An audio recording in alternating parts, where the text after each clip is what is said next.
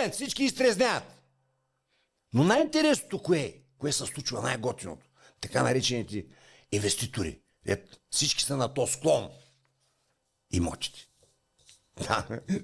Да, сега ще се смея, ще ви спукам от базик тиквени, защото всичките послушахте и ни тапаци и не послушахте брейк.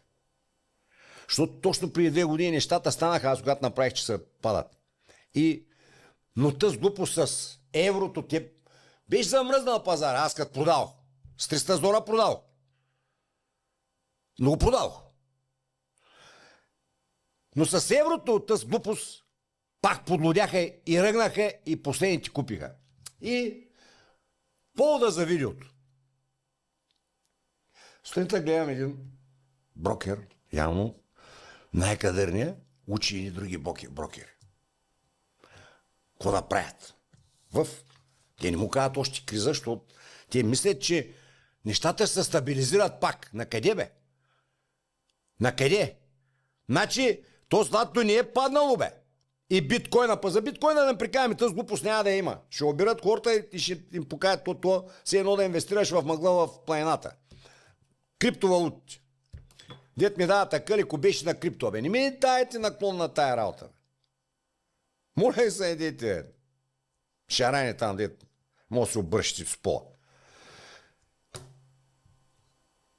Значи аз няма да съм на печалба, чак като падне 120% от сегашната сума. То не е паднало, то се нормализира. То ще падне пъти. Преди години, 2020 година, 2000-та година, златото 14 карата вървеше 10 лева, бе. Материала.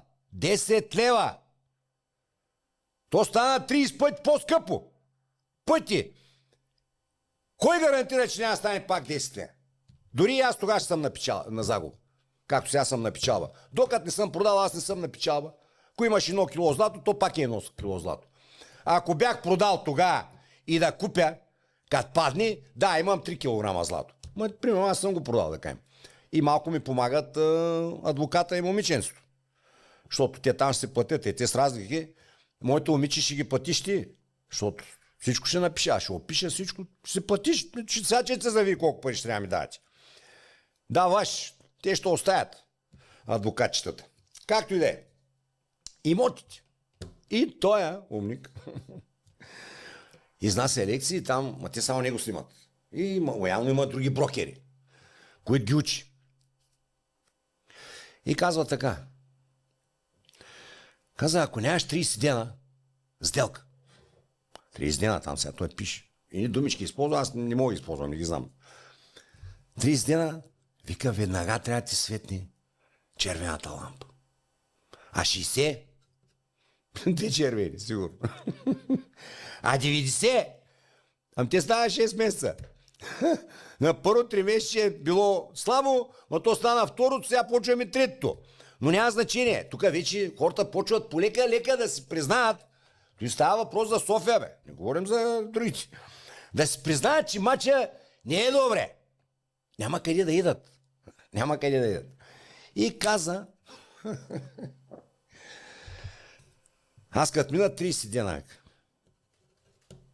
и излизам на лов. Трябва да тръгнеш да ловуваш. Не както по-рано. Там пуснал си портфолиото и Нанко обяви ти варят, ти звъниш на балъците, досаждаш им и като чуят апартамент и по 10 чакат. Ето те всеки я вършиш. И най-големите кадърници той правяха. То много балък, много нещо. Свързваш го с банката му дае, гледай какво става. На зелено свършват. Няма, че се избият. Не могат припариш. Преди 3 години, 2 години и половина, един апартамент, който аз исках да купя, и он искаше 140 хиляди евро, аз казах, ти побъркане си, му давах 100. Сега в момента му искат 400 за 3 години. И ще ли да паднат? Кое да падат, бе? Какво стана, че се дигна? Промити мозъци, даване на пари и глупак до глупака. Това е инфлация. Инфлация я правят банките и глупендерите. И аз ви казах, стискайте парите, защото ще се обърне мача. Значи, аз съм по-глупав от един истински тиквеник, Да не взема аз от банката парите, ще ми дадат 100 на 100, или аз мога да ги купя. Да купя 5 апартамента и с наемите, аз с 2 приказки вземам от банката пари и след 10 години съм с 5 апартамента, бе, лапа ми си, бай, не си знам парите. Да, беше до сега. Ма ти не си продал апартаментите. Кредитът ти виси, бе, шаран. Банката сега ще видите, ще дигне лихвите. ЕЦБ ще каже, чакайте я патенца. Бе, тя в Европа не може да е 6%, вие сте на 2,5%. Няма как да стане. Охлаждане на пазара ще има, на какво ще има, а те преди да го охладят. Банките дават пари, те пак не вземат. И какво значи да е значило да излезеш на лов? Почваш да търсиш, да досаждаш на хората, не да ги чакаш. А да им досаждаш на всяка цена да отстреляш някой и да направиш сделка.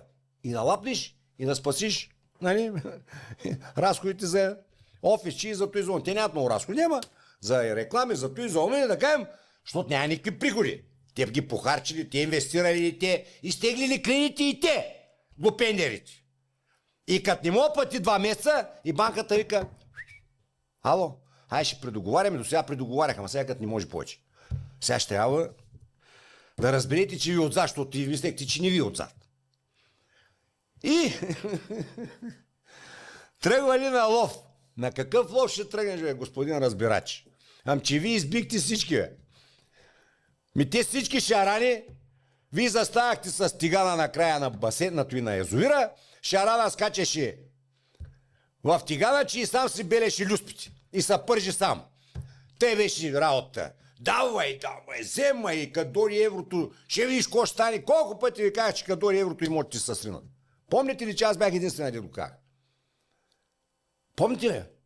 Аз съм селендур от търновските селяк, от търновските села. Аз не съм, нали, от Ковантри или от някъде от друго място. Аз съм прост човек, бе. И кого ще отстреляш, бе? Но то няма кой да купи. Те банки дават пари, па никой не ще. Защото то няма, бе. Истинските ловци и рибари, като фанат някаква малка рибка, я пусне да мога фаща пак. Или ако види сърненци малко и нещо друго, не го отстрелва, или малко прасенци, да може утре пак да отиде да ловува. А вие избихте всички. Вие с цяла България стричи в този патърник, в тъс. Това е пирамида и схема. Това. На зануляване на пасмината, което трябваше да стане. Така трябва да е. Защото те подлудяхте. Ба то не бяха коли, то не бяха челъми, то не бяха стойки. И едно не мисли, като му прикам, аз съм бил простия. Сега ще питам как ще спечелиш. Като тръгне надолу. Кого да отстреляш? Кой да ти го купи? Кой ще го купи, бе? Но той този дед го търсиш. Нали всички имаш 70 милиарда в банките. Дегите са. Що не купуват? Защото няма такви глупости. Защото няма такви глупости. Защото ви прикавате, те както политиците ви прикавате, вие като шарани вярвате на всичко. Но най-интересното. Направихте. Да сте инвеститори. Сега, като взема пат имоти, Евелин ще ви виновен. Кой ще ви е виновен? Там де триват като магарици. Той момиченци, то взело мангиските от банката, дало ги на лихвичка и си мислите, че монетата няма друга страна. Не, бе! 99% става точно обратното. 99%. 0,1 или 1% ще успеят. Другите поне са тъпи и са лакоми и викат, то ще се дига още, не го е продал. Па той не мога да го продаде, когато вече стане белата. То се продава като мене предварително. Да, после можеше да взема някой лев, но сега, ако не бях го продал, и духам супата. Предварително се продава. Не е, когато всички тръгнат да продават. Защото те още не са тръгнали. Те ги забълтават, като е то ще остреля, ама те тръгват вече на лов. Кого ще ловите, бе? Кого да ловите, бе? То в България има имот за 50 милиона, бе. Па ние сме 5. Но кого ще ги давате под наем, бе? Обикалят като телени цял ден, я да ни едно под наем, а не. Този дет ги дава под наем, дет има 5, дет ще да ги изплаща. То 2014 те беше станало. Само че тогава беше леко. После пак отпуснаха аванта. Сега колкото години се качва, запишете си. Толкова с години ще пада или па няма да има кое ти окупи. Защото тут същата работа.